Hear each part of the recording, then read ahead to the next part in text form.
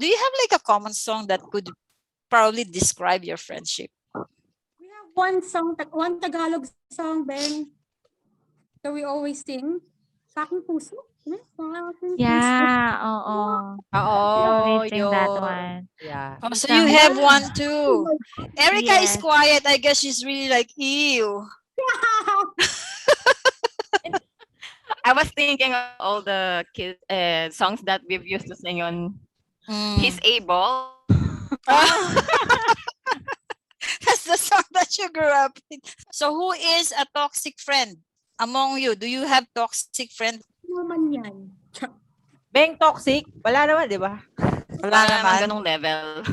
Wala pa naman.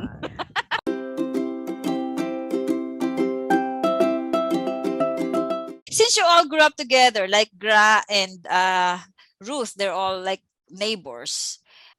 Is the family's reception like the same? Like a warning? Did you ever get that warning or paalala from your parents? Actually, it's the other way around. Yeah. Because they saw us growing up together, they asked, "Oh, how are your friends? How are they?" Actually, Mama Mary thought that Lala has a new baby because she posted something on Facebook. I think that's her niece or it's another person's baby. And I said, "Mama, no, that's not her baby." So Yeah. Yeah.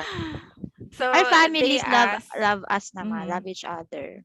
Yeah. So they love us being in their house, each other's house.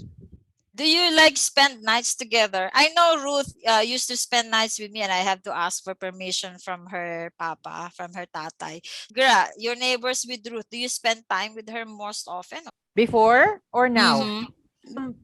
There's no pandemic.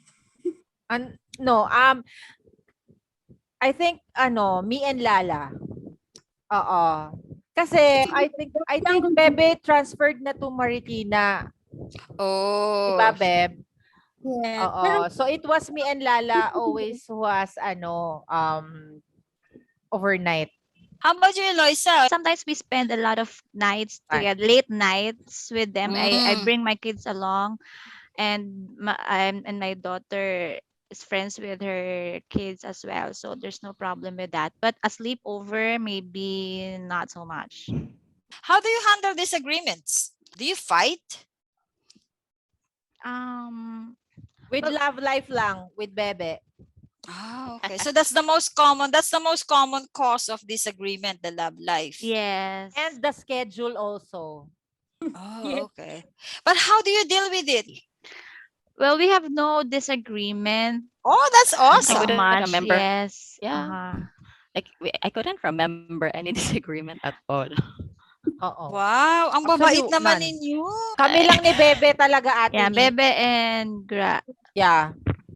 Before her birthday, You collide. this October 1, magbe-birthday siya. And then, I had my, I'm kind of busy at that time. But then, I forgot, Ariel told me pala, ang hirap mag-English. Ganito, sinabi sa akin ni Ariel na nag-leave pala siya that day. So, I had to make my schedule free in the afternoon after we had our RT-PCR. And then, nagtampo siya ate ni, nag-deactivate siya ng Facebook for half a day. For half a day, okay. Oo, tapos, and you know that because you know her so well, you know it was because of you. Yeah. And then Ariel okay. told me na, Bev, you should clear your schedule kasi ganito, it's her birthday, and then she took a leave from her work, ganyan. So, I had to make suyo na nga siya. Laging ganon. And then, last year also, ate ni, we had a disagreement also. It's in her birthday also. Who plays the arbiter? Ariel. Now, si Ariel eh. Si Ariel. Tapos sa aming dalawa lang ni Bebe Oo. So, Eloisa is like, I don't care. No, I get along very well. So whatever they like. Yeah. She's the Ay, kalad cousin. yeah, kasi madaling kausap si Bebe. So kami lang talaga Imagine. ni Bebe yung ano. Ay, and Tala- mabilis kausap si Bibeng. But si Yes. Bebe, talaga kami yung nagkakaroon ng ano. Wait, Talagang I need ano. to defend myself. Wait. Does Bebe get special treatment because she's the only one who doesn't have a partner yet? Does Yes, she Yes. get does she yes, get a pass because of unfortunately. that? Yes. Yes. She Ah, always pick me talaga? up because no one is picking me up. Char. Extra love, ganon. Makeup artist. Do you go to Ruth? Do you call her when you have problems with your spouses? Yes. Ah, okay. Do you ask for her advice? And no, I used to vent out. So it's Yeah. venting. Yeah, Okay. and then she will just listen.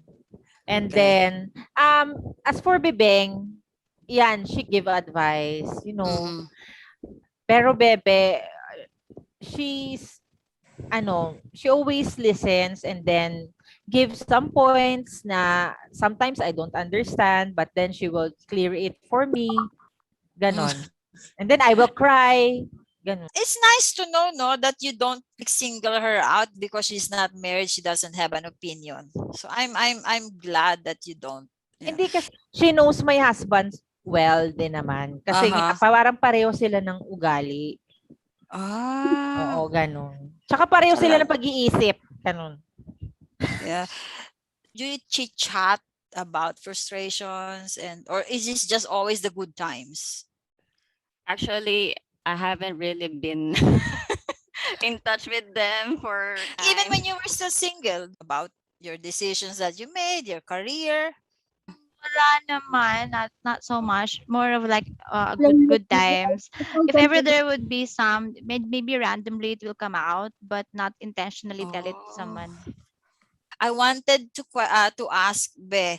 I think she's hoping I will not ask this. Does it annoy you when people compare you with your married friends?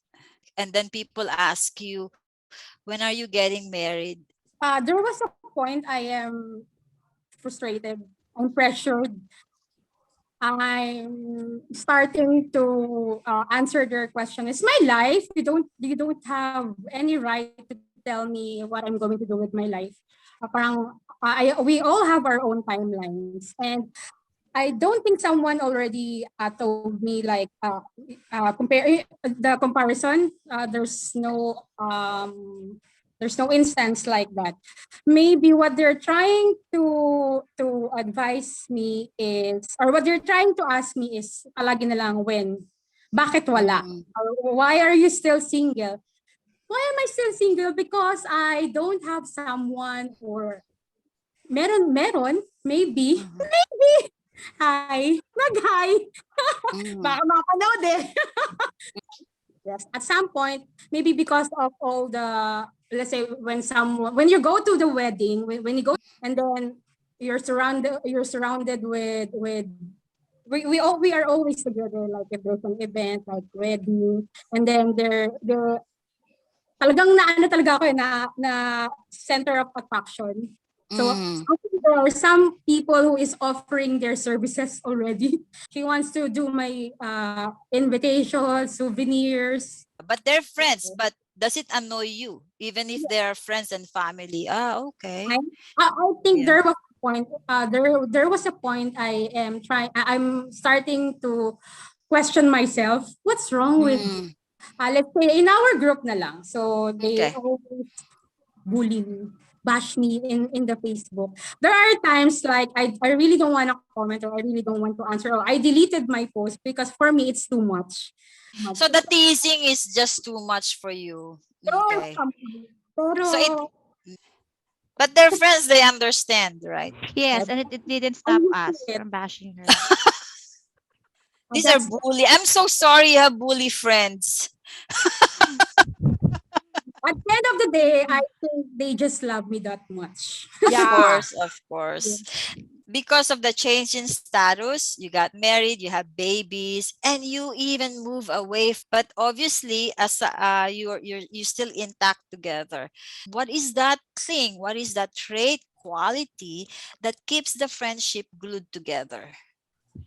Maybe because we did have different qualities that made us stick together, and those qualities complement. So one of us is very loud, some of us are quiet, are understanding, or just sitting at the back.